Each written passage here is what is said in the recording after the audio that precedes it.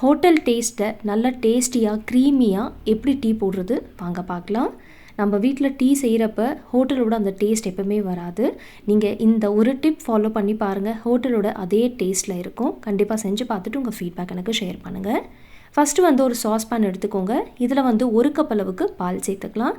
நீங்கள் எடுக்கிற பால் நல்லா திக்காக இருக்கணும், அப்போ தான் டேஸ்ட் நல்லாயிருக்கும். ஸோ 1 கப் அளவுக்கு பால் எடுத்துக்கோங்க. இன்றைக்கி நான் 2 பேருக்கு டீ போட போகிறேன்.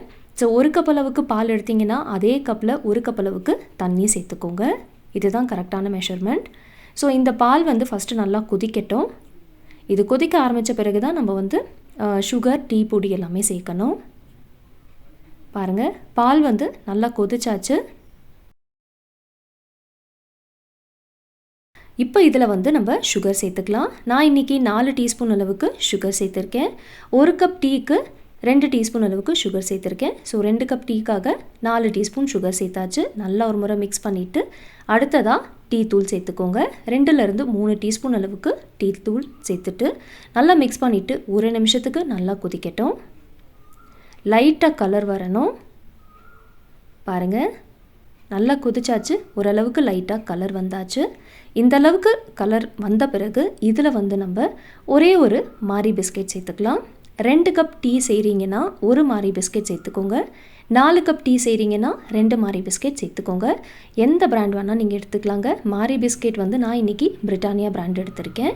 ஸோ 1 மாரி பிஸ்கெட் சேர்த்துட்டு நல்லா மிக்ஸ் பண்ணிக்கோங்க. திருப்பி இது 1 நிமிஷத்துக்கு நல்லா கொதிக்கணும். நீங்கள் இப்படி டீ போட்டு பாருங்கள், ஹோட்டலோட அதே டேஸ்ட்டில் இருக்கும். டீ ரொம்ப நல்லாயிருக்கும், நல்லா க்ரீமியாக டேஸ்டியாக இருக்கும். கண்டிப்பாக செஞ்சு பாருங்கள். இப்போ பார்த்தீங்கன்னா 1 நிமிஷத்துக்கு இது நல்லா கொதிச்சிட்ருக்கு. 1 நிமிஷத்துக்கு நல்லா கொதித்த பிறகு நம்ம ஃப்ளேம் ஆஃப் பண்ணிடலாம். டீயோட கலர் பாருங்கள், அழகான கலர் வந்தாச்சு. இப்போ ஃப்ளேம் ஆஃப் பண்ணிவிட்டு இதை நம்ம ஃபில்டர் பண்ணிக்கலாம். பாருங்கள், எவ்வளோ க்ரீமியாக இருக்குது பாருங்கள். ரொம்ப நல்லாயிருக்கும். கண்டிப்பாக ஒரு முறை செஞ்சுட்டு உங்கள் ஃபீட்பேக் எனக்கு ஷேர் பண்ணுங்கள். நீங்கள் இப்படி டீ போடுறப்ப டீ பார்த்தீங்கன்னா நல்ல க்ரீமியாக இருக்கும், டேஸ்டியாக இருக்கும். அவ்வளோதாங்க. இப்போ வாங்க இதை நம்ம சர்வ் பண்ணிடலாம். ஐ ஹோப் என்னோடய வீடியோ உங்களுக்கு பிடிச்சிருக்குன்னு நினைக்கிறேன். பிடிச்சிருந்தால் மறக்காமல் லைக் அண்ட் ஷேர் பண்ணுங்கள். கண்டிப்பாக இதே போல் ஒரு முறை டீ போட்டுட்டு உங்கள் ஃபீட்பேக் எனக்கு ஷேர் பண்ணுங்கள். நாளைக்கு இதே போல் ஒரு இன்ட்ரெஸ்டிங்கான வீடியோவில் நம்ம மீட் பண்ணலாம்.